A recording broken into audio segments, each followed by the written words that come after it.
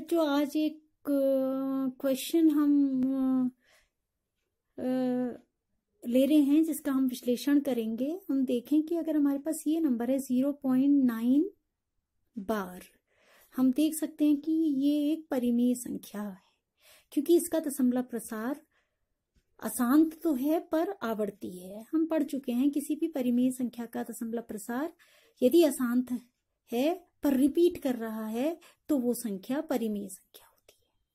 मान लिया ये संख्या x है और अगर मैं इसको 10 से मल्टीप्लाई कर दूं तो ये 10x हो जाएगा और इसको 10 से मल्टीप्लाई कर दिया तो ये डेसिमल 1 डिजिट राइट में शिफ्ट हो जाएगा, तो ये 9 आपका लेफ्ट में आ जाएगा और बाकी 999 up to infinity.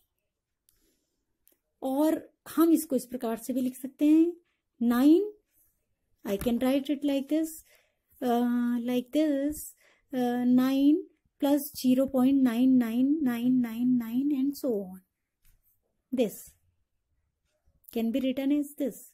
So it is 9 and this is equal to x, 9 plus x. And if I solve it for x, so I get value of x is equal to 1 and it is a very interesting result. ये एक बहुत ही interesting result है कि x की value थी तो सही 0.999 और अब आ गई 1।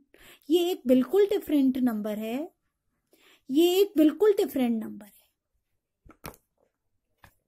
बिल्कुल अलग अलग नंबर्स हैं ये।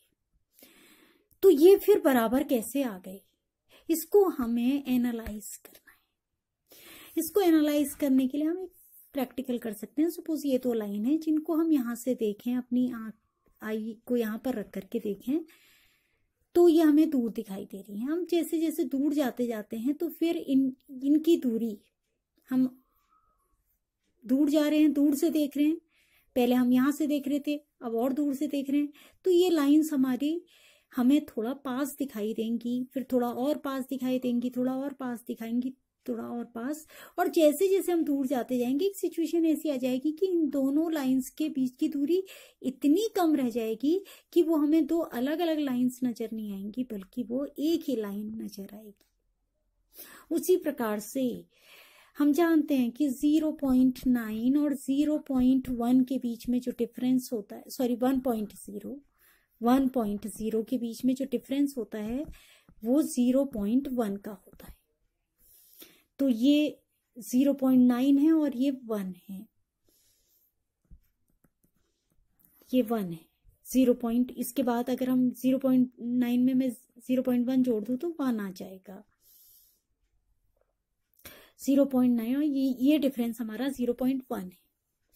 अब मैंने इसमें 9 की संख्या 0.99 कर दिया तो ये 1 के और करीब आ गया। पहले इतनी डिस्टेंस थी 0.1 के बराबर, हम इसे कैलकुलेट कर पा रहे थे।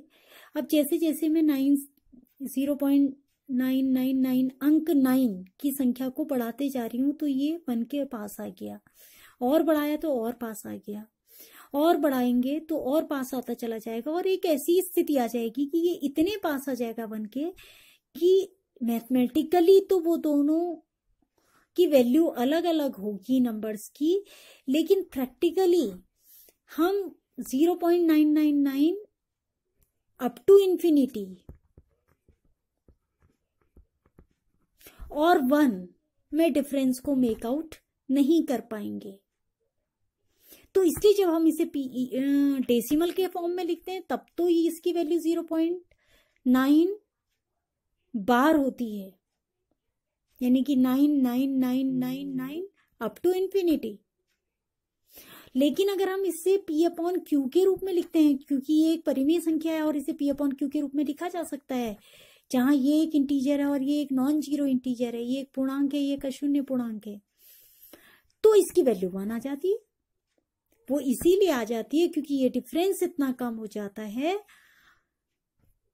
कम होता है इस संख्या और 1 के बीच में, कि जिसे प्रैक्टिकली मेक आउट करना, फाइंड आउट करना नेक्स्ट टू इम्पॉसिबल है, और इसीलिए P/Q के रूप में इसकी वैल्यू 1 आ जाती है।